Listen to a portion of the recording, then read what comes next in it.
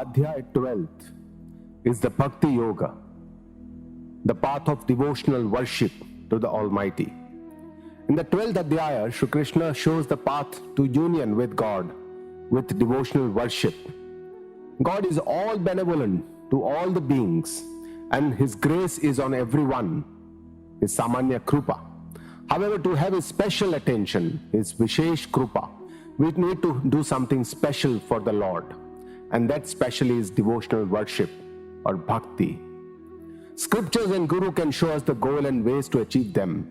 The goal, lakshya or sadhya, is one, attaining the divinity, while the roads to reach there are many, the sadhana that we take according to our individual eligibility.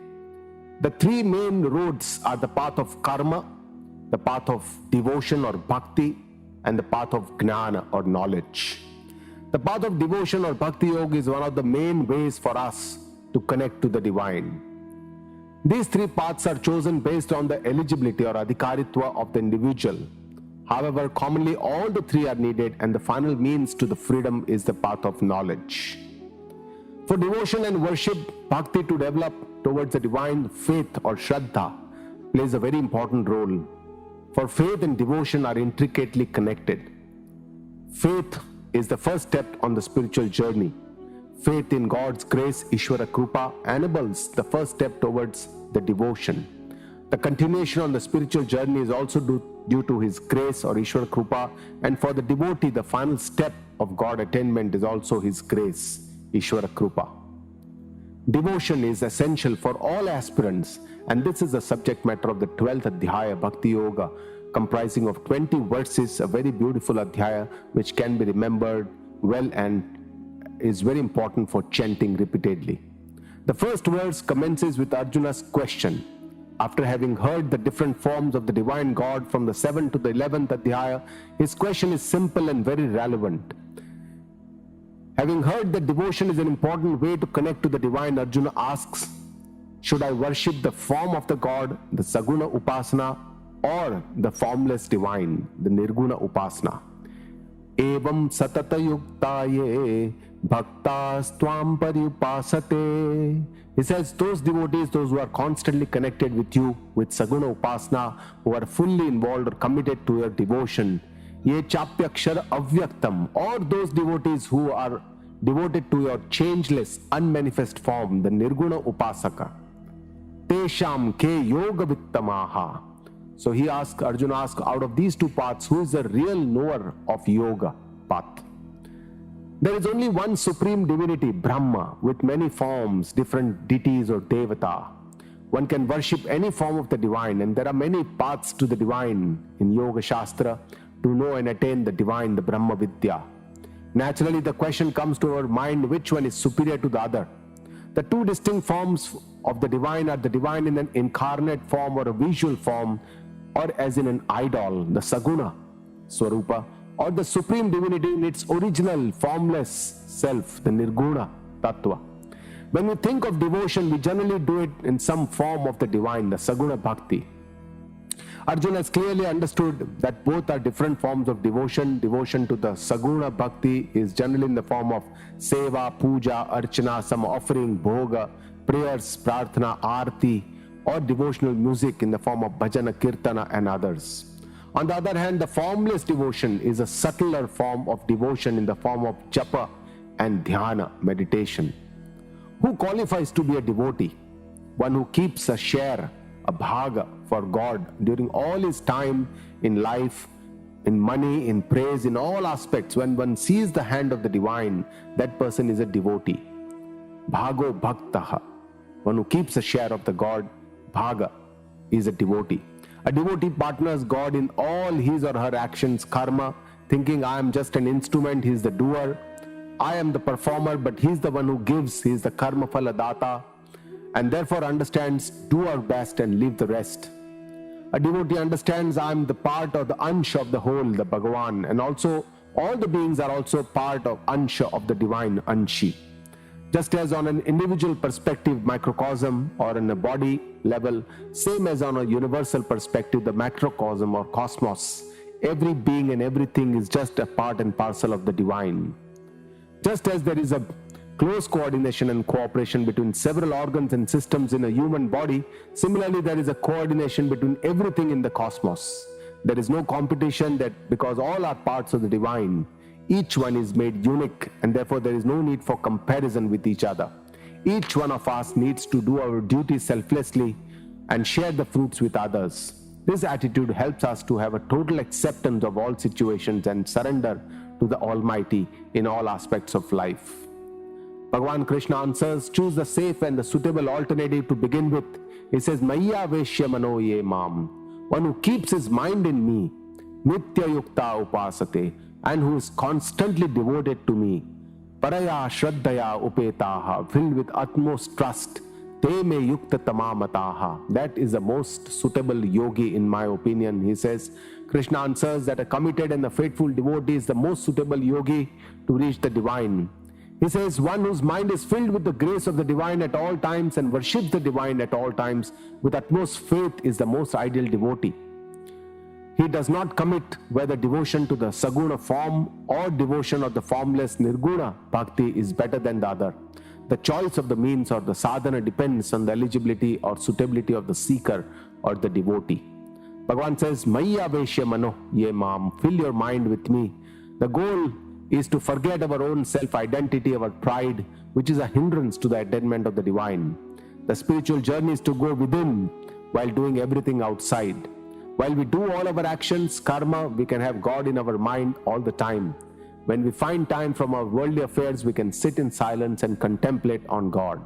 We may think, how is this even possible?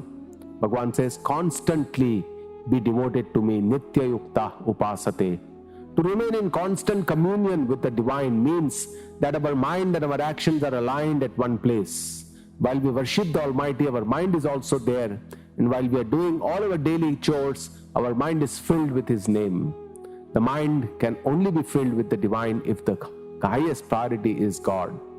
And this will happen gradually, and we need to constantly keep doing it every day, every moment. Unwavering faith in the divine, Paraya Shraddhaya Upetaha. He says faith is very important in the spiritual aspect, faith in the scriptures and the Guru, because it is completely unknown to us, this path.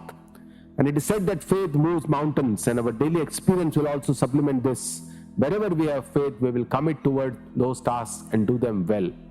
On the spiritual journey, faith in the scriptures, teacher and God is essential. Faith in one's own self, Atma Shraddha, to become our own light, is also essential for me to achieve this goal described in the scriptures. The foundation of devotion is faith on which it is based. Devotion to the form or Saguna is step by step safer and more are eligible for this path, while the devotion to the Nirguna is more difficult and very few are eligible for this path. The final goal for both the paths is the same, it is God attainment. And this is what Krishna describes in the next few verses. He talks about describes the formless divine, the Nirguna Tattva, and describing this Nirguna Tattva, Bhagavan says, Yetu Paripasate, those who worship this Nirguna Tattva, which is Aksharam, which is changeless, indestructible, all-pervading, Anirdeshyam, impossible to show by words or senses, Avyaktam, which is unmanifest, formless, and most subtle, Sarvatragam, which is omnipresent, Achintyam, which is unthinkable, unimaginable, Kutastham Achalam Dhruvam, which is changeless, immovable, and eternal. Krishna first shows the highest goal, and this is how our scriptures are organized. Even in Bhagavad Gita, in the second Adhyaya, Krishna first shows Arjuna the highest goal, and then shows the ways to achieve them, starting with Karma Yoga, the first step of the spiritual journey. The highest goal is to know the formless divine, the Nirguna Tattva, also called Brahma in Vedanta, which is unmanifest, changeless, eternal, impossible to describe in words or experienced by senses, all-pervading, unimaginable, vast, and subtlest of all, which is unchanging foundation and witness of all, Kutastha. The perfect knowledge of this highest supreme divinity, Brahma Vidya, is the ultimate goal of all scriptures and even Bhagavad Gita. And now Krishna describes the three characteristics of a Nirguna devotee. Sanyam Yendriya Gramam, by control over the senses, Indriya Sanyama. Sarvatra Samabuddhayaha, everywhere is equipoised, Samata. Sarvabhuta Hiterataha, involved in the good of all the beings, he has non-violence or ahimsa. Te prapnuvanti mameva, they attain me only, they become one with me. Shri Krishna shows how in the path of the formless devotion, the self-restraint or self-control over oneself is needed. One needs a control over our senses, Indriya Sanyama, our mind, Mana Sanyama, and our own body, Sharira Sanyama. And these three will enable us to focus on the subtlest of all, the formless divine Nirguna Tattva. Control over our senses of Sanyamya Indriya Gramam. Sense control over our 5 knowledge senses, the Pancha Gnanendriya, and the 5 action senses, the Pancha Karmendriya, is important in any form of spiritual journey, more so in the formless worship. The Nirguna Bhakti, as the goal is subtlest of all, it is Ati Sukshma. The control implies balance. It does not imply suppression, but modulation with understanding. These need some form of detachment from the world with a correct understanding of the limitations of the material enjoyments. Initially, this kind of restraint will need to be enforced, Dhamma, but later it will become natural, Shama. This needs awareness and understanding. The first is the clear understanding that all the worldly objects are temporary in nature and the happiness they provide is also transient. The second is that they keep me incomplete and always make me want for more and more. The third and the most important is that they make me dependent on them, paradhina. With this clear understanding, we should think of the worthy and clear goals of life and take all decisions judiciously. Equipoised at all times, sarvatra samabuddhayaha. Equipoised samatva is one of the important means, and samatva is the goal, as Brahma is also sama. The mind needs to be quiet to feel the subtlest tattva, sukshma tattva. In all difficult situations of life, we must remain equipoised by our natural restraint. We need to avoid any comparisons and competition to get stressed or anxious. Each one of us is unique and there is none like us in the universe. Doing good for all other beings, sarvabhuta hite rataha. The person thinks of others and always tries to help others. She always hopes for the best for everyone. This person does not hurt anyone, practices non-violence as an important principle, ahimsa paramo dharma. Such a person is a selfless person and cares about not just other people but also other species as well. The conclusion or tatparya is that a combination of both forms of devotion to the manifest Saguna Bhakti and the unmanifest Nirguna Bhakti is essential in one's spiritual journey, Adhyatma Sadhana, to attain the divine. Krishna explains why the formless devotion is much more difficult than the devotion of the form. He says, Klesha adiktara tesham avyakta asakta chetasam. Those devoted to the formless Nirguna Tattva have more difficulties on the path. Avyakta hi gatir dukkha dehavad biravapyate, because they are more identified to their body. We are all firmly identified with our body and believe this body is our real identity, our real self. These form impressions are within us since many lives and we don't even know the beginning. We seldom question these firm beliefs. It is only our scriptures and the Guru who points out to us that the seer, the drashta, is different from the seen, the drashya. This wise and clear discrimination, viveka, is what we need to do all the times. Only then our strong identification to our body as our true self will gradually lessen and we shall be able to become aware of our true self, which is the seer, the observer of all the time, not just during the awake state, but also during the dream state and the deep sleep state. And this true self, the pure awareness, which remains the same in all the 3 states. Krishna describes the method of the devotion to the Saguna Bhakti starting with Karma Yoga. Ye tu sarvani karmani mai sanyasya mat paraha. He says, surrender all your actions to me and take shelter or refuge in me. Ananya eva yogena mam dhyayanta upasate. With one pointed commitment to devote to me, contemplate on me. Surrendering all our actions to the Lord means that we do all our actions for Him, to please Him with His orders, His energy, by His grace. God is connected with us in all the actions. We do not need to change our actions but connect with Him in all our actions. This encompasses all my personal, professional, social and family duties. By connecting with God, we mean that during all this work or karma, we remember God, that we are just instruments, nimitta matra, in the hands of the divine. While all the results of our actions, karma phala, are received, we thank the Lord and accept it completely as an offering from the God as a prasada. Accepting my shelter, mat paraha, is for the devotee who surrenders to the God. Faith is important for one to have surrender to Almighty, and this is an important aspect of devotion or bhakti. This kind of surrender to the divine helps us to release our doership pride, kartrutva, as it is the biggest obstacle on our spiritual journey. 1 point commitment in devotion, ananya eva yogena, is the devotion of the highest order. The devotee sees the world as a manifestation of the Lord and feels divinity in all, and in all that he does sees the grace of the divine. God is the most important priority for this devotee, and he or she does not use the God for achieving worldly possessions, but uses all the material comforts of life for the achievement of divinity.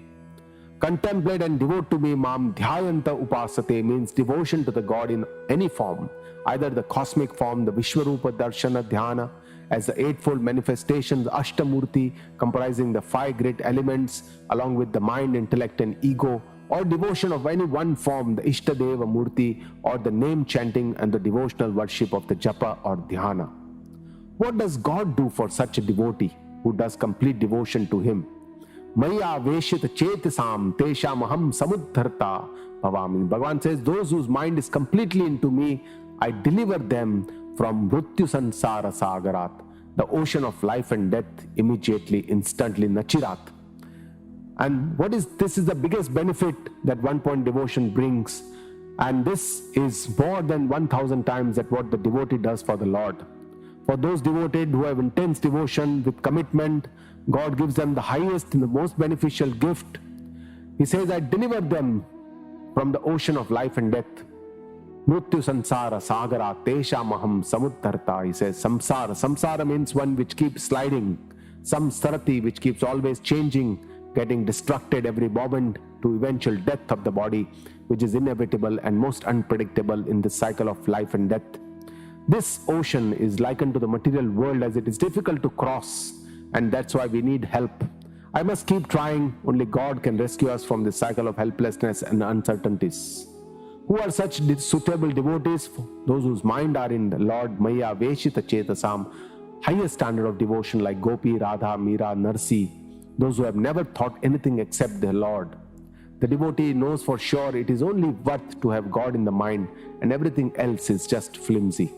For such devotees, God lifts them up for their upliftment, for their uddhara, samudhara. How is it possible? By His grace or His magical powers? No, Scripture says only by knowledge alone freedom is possible. God ignites a flame of knowledge in the devotees, and that's how He uplifts the devotees. And there is a direct relationship between bhakti or devotion and knowledge or jnana, and leading to freedom or moksha. God expects everything from a devotee. Mayeva mana adatsva. He says, give me your mind, mai buddhim niveshaya. Place your intellect into me, nivasishyasi mayeva. You shall live in me only, atah urdhvam na sanshaya. There is no doubt about this. Krishna starts the description of the devotion by stating the highest goal for a devotee. He says, give me both your mind and your intellect. Mayeva mana adatsva, mai buddhim niveshaya. Both our prized possessions, our best assets as an individual. This sounds easy, but it's very difficult to achieve in life. Actually, our mind and intellect governs our life. For most people, mind and intellect are as crossroads at each other, creating all the friction and disturbances in our life. Both are in competition all the time, creating a kind of internal war between the mind and the intellect. Right from the morning when we wake up, the mind wants to laze around for some time, whereas the intellect wants us to wake up and start our daily chores. The gap between our mind and our intellect determines our personality. The lesser the gap, more matured are we, and this is a result of the spiritual journey. The goal is to develop an integrated personality, yukta, where the body, mind and intellect becomes one. Our mind and intellect are essentially our identity. Giving our mind and intellect to God essentially means losing our identity. The two biggest obstacles on our spiritual path are our attachments to the material worlds, including persons, mamatva, determined by our mind, and our limited identification to ourself, our ego, aham, which is determined by our intellect. This creates an illusion of a separate identity for ourselves, and we do everything possible to protect this identity, in psychology referred to as ego defense mechanisms. Surrendering our mind and intellect to the divine helps us to transfer our attachments and our ego from the world or our limited identification to God, and merging with the Lord's eternal identity, And it's not like losing our identity, but actually sublimating our own identity by knowing our complete true self. Just like when a river merges with an ocean, the river rejoices in losing its identity and merging with the enormous ocean. Placing your mind only in me, mayeva manatatsva, shows a commitment, priority, and that we need to set in our mind. Mind is full of desires, emotions, thoughts. We need to channelize everything towards a God. All that we must have is a desire to achieve Him, and all feelings of vritti should arise only for Him. Devotion means joining with Him with faith. Does not mean breaking away from this world, but it only means whatever we do in life, we do it along with His name all the time, Nam Smarana, and to connect with Him with patience and enthusiasm. Putting our intellect in the Lord, Mai Buddhim Niveshaya, means to let go of our false pride, our identification, our mithya abhimana. A lot of pain, miseries that we perceive in daily life are due to our invalid insistence, misconceptions arising out of pride. Only if we understand He is the doer, we are merely the instruments, nimitta matra, we can gradually let go of our pride for our work and our achievements. The worldly intelligence does not work in spirituality. In worldly affairs, we need to have a high intelligence quotient, whereas in spirituality, we need an intellect which is pure and subtle, a high spiritual quotient. Krishna shows the benefit of such devotion, that you shall always be connected with me, you shall always stay in me, nivasishyasi mayeva. And when the essential separators, the mind and the intellect, are gone, Jiva and Ishvara becomes one. Actually, the Lord is a final destination for all, but the main difference is in knowing that oneness. With ignorance, I feel limited, bonded Jiva, whereas with knowledge, I feel unlimited, free Brahma. Krishna reaffirms there is no doubt, ata urdhvam na sanshaya, in what he's saying. It is a human nature to doubt about the realities, and therefore Krishna says, have no doubt, have faith in the Lord, His order, His system, His grace. Arjuna thinks it looks like a very tall order, looks like very difficult to achieve. Is there any easier solution, Krishna? Krishna says, Atachittam samadhatu na shaknosi. If you are not capable of controlling your mind, mai sthiram, and steadying your mind in me, abhyasa yogena tato. He says, then by repeated practice and by study, mamichaptum dhananjaya, desire to attain me, O Arjuna. Krishna is showing the second option. If placing your mind and intellect is too difficult for you, then you can practice repeated study, abhyasa yoga, to achieve perfection and attain me. Practice repeatedly, wherever mind goes, hold it back and bring it back to the divine. If this is also difficult, giving you another option, Bhagavan gives Arjuna the third option, surrender all your actions. He says, abhyasapi samarthosi mat karma parama bhava. If you are not even capable of repeated study, then perform all your actions for me. Madartham api karmani. If you do all your actions for me, kurvan siddhim avapsasi. You shall achieve your goals very soon. Krishna is showing another option to Arjuna. He says, perform all your actions for me. Mat karma parama bhava, which is essentially means changing our attitude towards our actions, so that we can convert our karma into karma yoga. Instead of performing only selfish actions for our worldly gains, we can endeavor to do it for the larger benefit, for the universal gains, for the divine. Along with our actions, we can also remember God and do bhakti, seeing all His energies, His grace in all our actions by understanding that He is the doer, I am just an instrument or nimitta bhava. This will liberate us from the bondage of actions and will purify our mind, antakarana shuddhi. Even if this is difficult, then what? Is there any other option? Krishna shows the fourth alternative. If you are not capable of surrendering your actions for my attainment by surrendering to me, then Krishna says, Sarva karma phalatyagam tatah kuru yatatmavan. Then renounce all your fruits of actions by controlling your mind, O Kuru, O Arjuna. The final solution Krishna shows is to renounce all the fruits of actions. Sarva karma phalatyaga. We can renounce all desires for the fruits of action, but it is very difficult. To renounce all fruits means we can desire for the fruits of action. It is natural, but we should not have invalid insistence or be obstinate for its results. We should understand that actions is my choice, it is my right, it is my department, it is within my control, whereas the fruits of the actions that I do or the results of the actions is not under my choice or my right or my control. There are many other factors which control these apart from my efforts. Thus, I should let go of the invalid insistence of a particular result of a particular task done at a particular time. I should understand that while I do the actions, He is the giver of the fruits, and therefore I accept it prasada buddhi without any questions or complaints. According to the law of the actions and results, the karma phala, I will definitely get the appropriate fruits of all my efforts at an appropriate time, with faith in the giver, as it is a very just law. Krishna praises the renunciation of the fruits of actions, karma phala tyaga, as the highest means. He says, knowledge is superior to repeated practice, meditation is superior to knowledge, renunciation of fruits of action is superior to meditation, because tyagat shanti manantaram, as it giving up leads to lasting peace. So to summarize what Krishna says in the last 4 verses, first in the 8th verse he says, place your mind, intellect in me. If this is not possible, in the 9th verse he says, then do repeated practice, abhyasa. If this is also not possible, you cannot do this, then do all your actions surrender to me. Karma, do it for Ishwara Arpana Bhavana. And if that is also not possible, in the 11th shloka he says, renounce all the fruits of actions, karma phala tyaga, towards me. Now in the 12th shloka he shows again the renunciation of the fruits of action, karma phala tyaga is the best of all, because after renouncing the fruits of action there is instant peace. Krishna wants to praise the renunciation. Only after renunciation, all the supporting sadhana can only be practiced after renunciation of the desires of the fruits of action.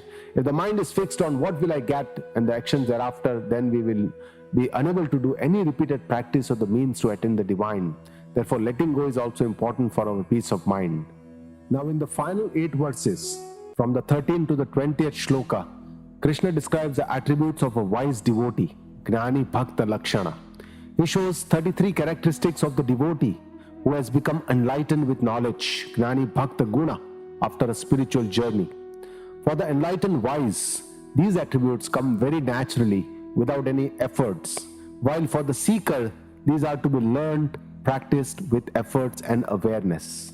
They serve as an ideal in the spiritual journey of the seeker and as a goal for all devotees to achieve. Beginning of the attributes of the wise devotee, he starts with the first one, Adveshta Sarva Bhutanam. This wise devotee has no dislike or hatred for any being. Dislike or hatred, dvesha, for others gives a lot of pain and no peace to an individual. Like anger, it burns oneself and the other. With true devotion and understanding of the divinity everywhere, the person has no hatred for anyone. The wise understands all is one and has no dislike for any, and as he loves everyone. Even common sense tells me I don't like someone to despise me, and therefore I should also not do the same to others. Thus we should try to respect all beings, love all, by let go of my invalid insistence and stubborn attitude towards others. Finally, seeing divinity in all beings is the final solution to see love everywhere. Second, he says, Maitra, who befriends one and all. A wise man has no enemies, as he or she guides, helps, supports, inspires, protects, and others who are in need. Karuna evacha, and one who is compassionate to all. They can see and feel the pain of others, and they can have an earnest desire to relieve them from their miseries. Nirmama, nirahankaraha. Nirmama means one who is unattached to all in actions and relations. Befriending others, Maitri and Karuna, compassion, can cause possessiveness in many forms if we are not aware. We do not need to stop our activities, but we need to keep performing all activities without any clinging. Love and attachment is very natural to humans. The feeling that this is mine keeps expanding as we grow and prosper. This feeling is easy to develop but difficult to leave. The change happens slowly with awareness. The clarity that everything is transient, nothing belongs to me, helps to keep our relations as necessary. Nirahankaraha. A devotee with wisdom has no pride for oneself. Nirahankaraha. Our ego, is the root of all evils in the world. We glorify it by calling it self-respect, but the distinction between this and the ego or doership is very subtle. The devotee merges his identity with the Lord, and the ego of the wise is burned in the flames of knowledge. The limited ego identification is the root cause of most problems. Pride for our looks, our education, our degree, our position, our strength, qualifications, knowledge, our goodness, and even our relations. While the omnipresent ego, which merges with the universal consciousness, is the only way to attain the Almighty. knowing that I am an instrument, He is the doer, enables us to take care of our ego. The devotional journey changes our perception from I am something to I am nothing by devotion bhakti, and that I am everything by the knowledge or gnana. Samadukha sukha is equipoised in pain and pleasure. This is a sign of a balance in life, samatva, where one is neither too happy nor too sad in different situations in life. Only such a balanced mind can become capable to understand the self-knowledge. The goal of the spiritual journey is to attain equanimity. By understanding that everything else is relative, one's pleasure is another's pain for others.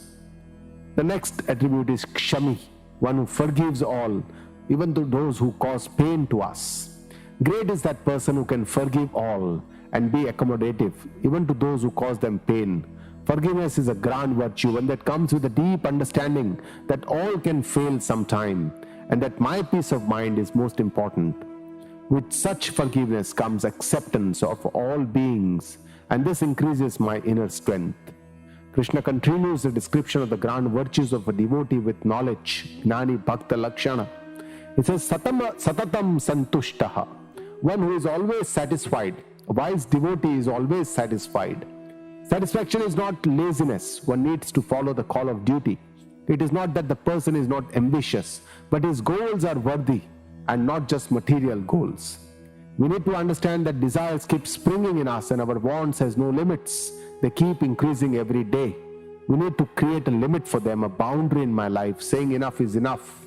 This is with what I am satisfied with, and this gives enough peace as the wants and desires start gradually drying up on its own without much efforts.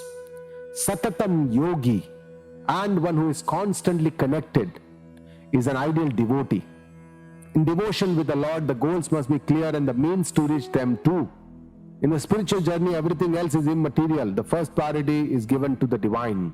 The wise is connected to his self, Swarupa, which is natural, while the devotee is connected to the Lord with faith and with efforts, and who is having self-control. Dradhanishchayaha, with a firm resolution. This kind of satisfaction is possible only for one who has self-control over his senses, mind, and with a firm resolution. Dradhanishchayaha. No work is successful without firm decisions in life. Firm decisions and rituals are very important in disciplining us in the journey. Saints and renunciates are firmly established in their decisions. They follow the rules firmly, but not rigidly, and at times they are flexible. They know where to be rigid in values and where to be flexible in conduct during their life in Vyavahara. Mayyarpita mano buddhihi, whose mind and intellect are surrendered to me. And this will only help us to let go of our attachments and our ego. Where to surrender? Surrender to the feet of the Lord. And Bhagavan says, Yo mad bhakta same priyaha. This type of devotee is very, very dear to me. Devotee loves God with love and reverence. And God also just loves his devotees with all his grace. And what is the conduct of such God-loving devotees who have understanding or knowledge? Yasmanno dvijate lokaha, lokanno dvijate chayaha. One who does not disturb others and one who is not disturbed by others. The wise are peaceful with their own self, while most others are restless souls. The wise also provide peace to people who come near them as they exude peace, and therefore they do not disturb others. Why are the wise so much at peace? Because they are not in competition with anyone. They have achieved what they wanted to and they feel complete within. They listen without judgment or prejudice and know that they cannot be judged by others and therefore are not disturbed by others. Lokan no dvijate chayaha. They have no desires or expectations from others and therefore they don't need to please anyone. They are fearless without any fear of disease, death, disrespect or of the society. Harsha amarsha bhaya udvegaha muktaha. And these wise devotees, free from all the elation, intolerance, fear, anxieties, all the waves of emotions, dvegaihi, they are muktaha, they are free. And all these emotional upheavals are not there in the wise person. Sachame priyaha, that kind of wise devotee is very dear to me, Bhagavan says. Anapekshaha, who is devoid of expectations. A wise person is devoid of expectations from others. Anapekshaha. Expectations is the root of all the pain and sufferings that we undergo. It makes people miserable because others do not live up to our expectations. To become happy, we need to reduce our expectations from others and ourselves too. A wise man is devoid of all expectations, though they do have simple desires of life, but they discriminate between desires and expectations, and they very well know that expectations or apeksha, such as invalid insistence, jida, or obstinate obsession, duragraha, have no place in their life. Absence of expectation does not mean being careless, but means being carefree while doing all our work diligently. Shuchihi, one who is pure and auspicious. A man who understands scriptures is pure and auspicious. He knows that the cleanliness Shuddhi is important to become auspicious. Not only there is cleanliness outside, Bhaya Shuddhi, in their body and around them, in the place that they live and work, but they are also clean inside, Antara Shuddhi, in their minds and hearts. Dakshaha, skillful. A wise man has the inner skills to carry out the tasks in the most efficient manner. They are clever in all their dealings. They take decisions only after due diligence. They understand the true meaning of words described in the scriptures. They have the ability to take the right decisions in given situations. They have a disciplined lifestyle, progress in life, overcome obstacles that come along their way. And they handle emotions well and keep their pride at bay and are always spatially aware of their surroundings. And the real skill that they know is to achieve the final goal of life. Udasinaha. They don't take any sides. They are dispassionate. They are neutral. A person who does not take sides is completely dispassionate, udasina. He has risen over all the dualities and is able to see a different aspect from a bird's eye view of the situation. This man is equanimous with no discrimination on either side. He remains steadfast, does not take any sides due to prejudice, and remains neutral, does not get perturbed by less skilled person, and does not expect too much from others. This person is a skilled person, yet unperturbed, udasina, daksha and udasina. Gatavyathaha. Another attribute is one whose anguish is destroyed. Wise man is a man without anguish. Gatavyatha. Does not have inner pain or vyatha, which is deep and disturbing. The wise are fearless and have a true understanding of the world. They have deep acceptance of all situations with no agitation.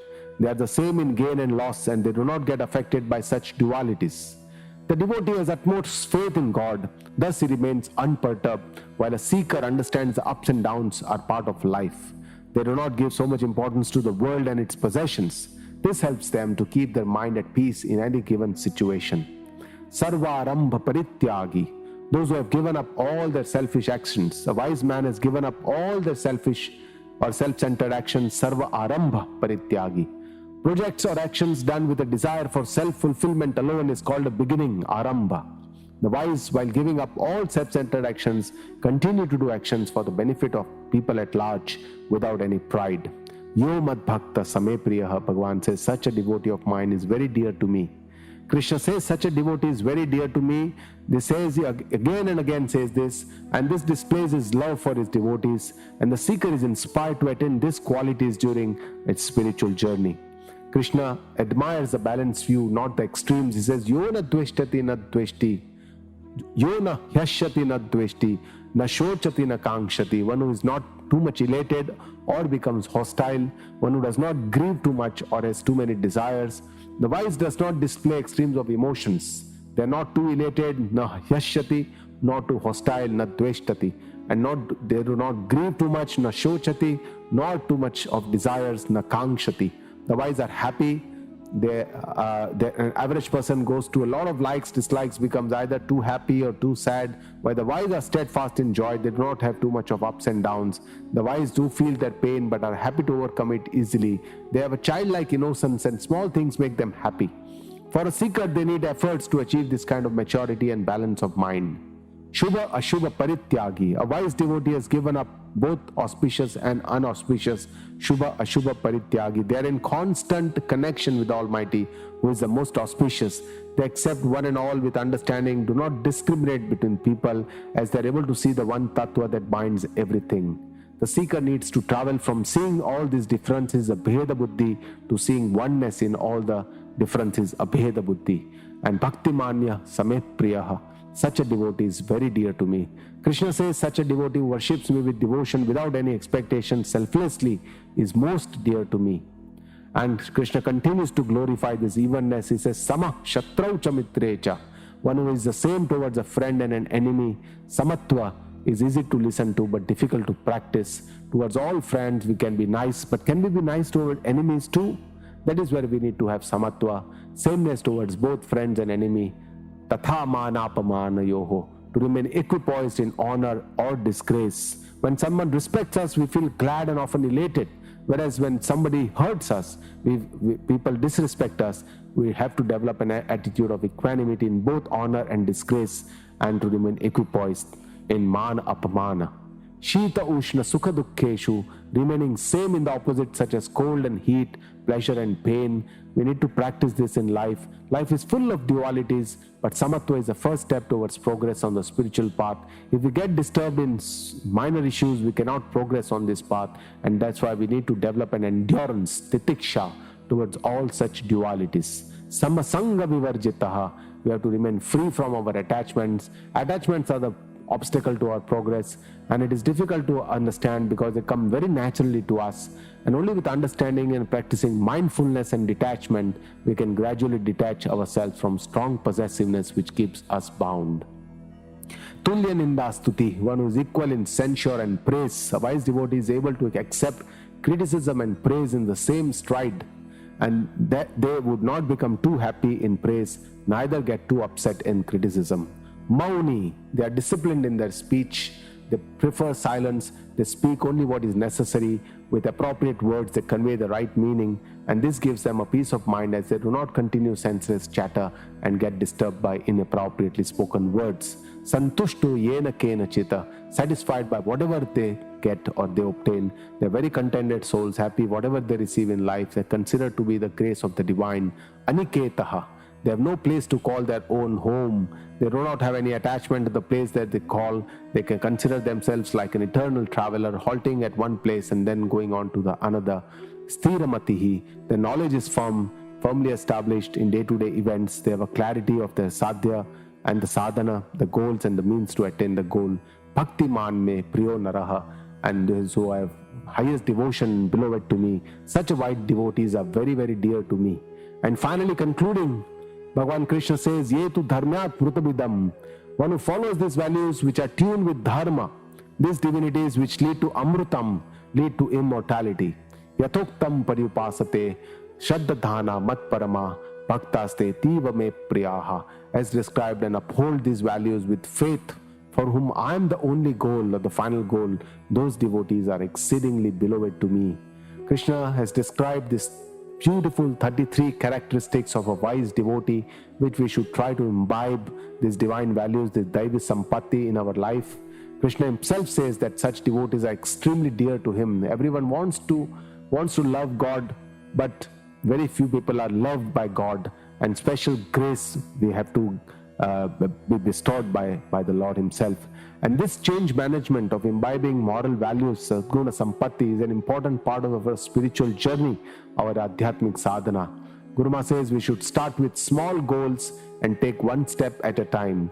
Slowly and steadily we should keep pushing our limits and pursue our goals with a positive attitude. We should keep doing it even if it creates pain and difficulties. All change are initially difficult, but all change happens slowly, shanaihi shanaihi. It is not easy to change our old habits, but the good news is it is definitely possible to make necessary changes in our life. This needs repeated practice, abhyasa, to make it possible. And who is that ideal devotee? Adarsha Bhakta, one who has a deep commitment for the goal, to know the truth and to understand the divinity as the basis of this universe. One who has love and compassion for all beings, one who is humble in dealing with all other beings, is soft-spoken and unattached to all, is the most suitable candidate to progress on this path. With this we come to the end of the 12th Adhyaya.